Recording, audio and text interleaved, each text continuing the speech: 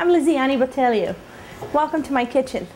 I ventured to win a USA Cacique cook-down, and today I'm going to be sharing with you some recipes that I've learned and developed along the way with having these products of Cacique USA in my own kitchen for years and years. They're really delicious products with cheese and cream and a chorizo. And today I'm going to share some recipes, like I said to you, that are going to be basically a fettuccine bolognese. And you're wondering, how does the fettuccine and Cacique Mexican product get in there? Well, I have actually come up with my own Mexican spaghetti or Mexican pasta dish, if you will. So instead of using pancetta, we're going to incorporate Cacique chorizo, and you're really going to see what a delicious twist to this pasta that is. And instead of a Parmesan, we're going to use queso fresco on top. We're also going to be having a chicken chipotle with cream served over a white rice. We're going to show you other ways that you can use some other cheeses that Cacique has. They really have a line of products that are really delicious, easy to use, and can be really used in any cuisine, not only Mexican or Latino food, but you can do this with Italian, with Eastern Europeans, and even Indian dishes. I've actually come up with some. But today I'll be sharing a couple of my favorites, and I hope you enjoy it. And thank you for the opportunity to having me join the Cacique USA Cookdown. So now that we're going to get our hands dirty, we're going to put our apron on so we can do some serious cooking. Okay, so for the bolognese that I was telling you about with a Mexican spin to it, that I put a chorizo, Cacique chorizo. They have a wonderful chorizo, which is a concoction. Chorizo is really a concoction of flavors with red chilies and garlic and onions and vinegar and pork and beef that are mixed together and simmered together and just sort of marinate in those juices, which is really a Mexican sausage in essence. So we have that. That's really going to give that, kick to this typical bolognese spaghetti. And for that, I have some bacon. So we're going to just basically slice some bacon, and we want to put it in a hot pan. This recipe also has some fresh onions that we have diced already. We have some fresh garlic. What's a bolognese or any Italian or any cooking for that matter, no matter where you're from with our garlic, right? And then our Mexican chorizo. And then we have some ground beef that we're going to be using as well to mix together with the chorizo, the meat sauce, the bolognese. So we have some bacon there. We're going to let that cook for a minute. We have some boiling water here, also for our pasta. One thing that you always want to do is you want to have your water already boiling so that you're not scrambling last minute when the sauce is ready and you have to wait another 20 minutes for your water to boil. So, that's the first thing you want to do, and never ever forget to salt the water when you're boiling pasta, because you only have one chance to put that in there. Now we're going to add some onions. We're going to add some garlic. And we have some bay leaves. And then that Cacique chorizo is just gonna just bring it all together. I'm going to actually use pork chorizo. You can have an option. You can use beef if you don't need pork. And you can also, do this, with the beef chorizo. Cacique also has a beef chorizo product with the same flavor, but they're using beef as opposed to pork. And you can omit the bacon from this recipe and just have it all beef and none pork. So then we're going to add some ground beef. If it's a little dry, we can add a little bit of olive oil in your pan, which is what I'm going to do here, just to add my ground beef to it. So then we're going to add some fresh ground beef. 85% is really the most you want to go with. Mix in there.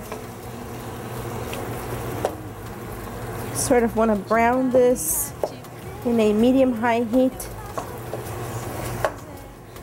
And of course we want to season this. You've got to have your salt and pepper. And this is pretty much looking like a teaspoon of salt. I can always add more as I go along. I can't take it out in case I made it too salty. Because we have some tomatoes that are going to go in here as well. We're going to add some tomato sauce in here. And that has its own citrus and its own salt, so we don't want to make this too salty. So I got about a half a teaspoon of black pepper. So let this brown a little bit. We have this on medium-high heat. In the meantime, we're going to take some tomatoes that we have here.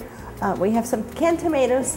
You can actually use canned tomatoes that are already seasoned. Italian seasoning is ideal if you want to do that. These tomatoes already come seasoned with oregano, with basil, with garlic, and some classic Italian flavors. So that will sort of help you skip a step, if you will.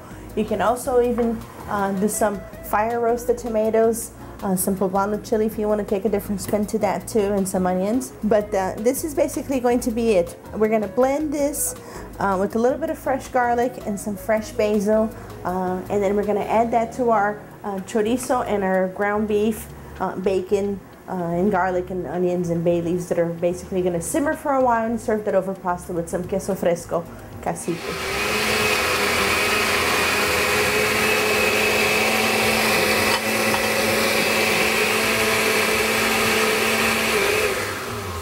Super easy, super simple.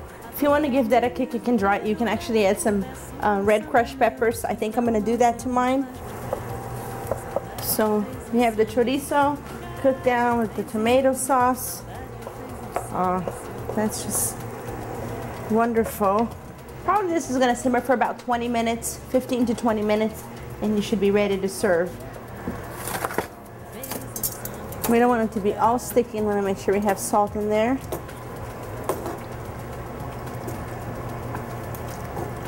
You know, I was tasting this along and it was so delicious, but I have to tell you, the tomato sauce was a little bit, it was hiding the chorizo for me a little bit, so I added another container. I added another, a whole one of these so I can really taste the chorizo, because to me that's what makes this spaghetti so different and so yummy. So basically for this recipe we're gonna do 2 of these. And the beautiful thing about chorizo is that no matter what point you cook it into the sauce, you put it in there, it's so easy and it cooks down so fast. So in literally 3-4 minutes, this will be cooked down and ready to serve if you were to add it at that point of the recipe. Okay, so now we're going to be starting to work on our chicken chipotle with crema mexicana cacique. This basically calls for simmering the chicken for about 15 minutes or so, and then we're going to let the chicken cool off and we're going to shred it down. So we just take the whole breast of chicken. You don't even have to trim it or anything, because when we actually shred this, we can pick out what we don't want. And that little bit of grease that's in there is, if anything, going to add some flavor. So we have some onions that we put in here. With the chicken breast, we have a couple of bay leaves, 4 chicken breasts in there, a whole tablespoon, with about 2 cups of water. You know, in the end, we're going to add a chipotle with the cream, with the really, the adobo. Chipotle is basically a smoked jalapeno with an adobo sauce. These suckers are hot. So we're gonna just put one of them in there. Let all the flavors come together. And we're gonna have this chicken simmer down for probably about 20 minutes or so. Okay, so here we have that fettuccine cooked just to perfection, and we're going to take our bolognese sauce with the chorizo, and we're going to mix all of this together. Now that we have that, instead of using your typical, what you want to do now is, instead of using your typical chorizo or your typical Parmesano sauce and a bolognese, is we're going to use cacique queso fresco instead. And this is extremely hot, so the fresh salty flavor and creamy flavor of that will just, you know, harmonize with the chorizo and this bolognese, and it's going to be delicious because it just crumbles so easily, so fresh. It's my Mexican burrata, no? So there's your chorizo and your cacique cheese. After we have simmered the chicken breast and the onion and the bay leaf and the chicken's the Knorr flavoring, we're basically going to take this chicken and we're going to shred it. And this here, what I wanted to share this with you, this liquid that we did, you know, where we boiled this chicken, don't throw this away. This is something that's actually very, very yummy. Okay, so now that we have shredded our chicken, this is going to go into that sauce that I was telling you about that we were simmering.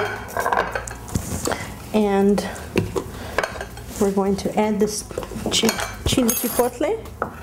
I'm going to do a couple of them. I'm going to cut them up. Just add this to my juice.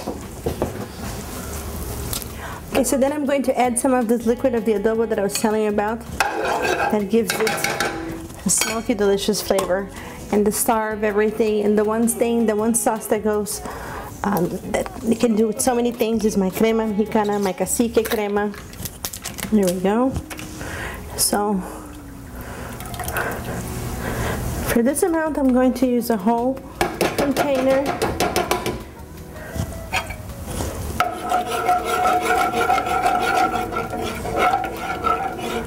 And then I'm going to add my chicken that I shredded.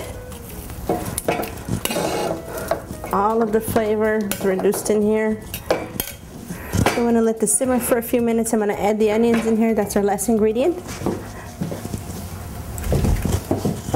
I'm going to make sure we get that in there. A little bit of salt and pepper.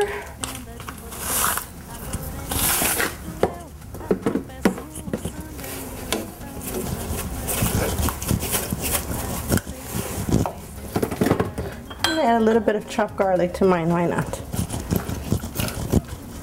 And I think I like the cream so much that I'm gonna add some more cream. So I'm looking at 1.5 containers for this particular recipe, and I'm gonna add some more of that chipotle flavor.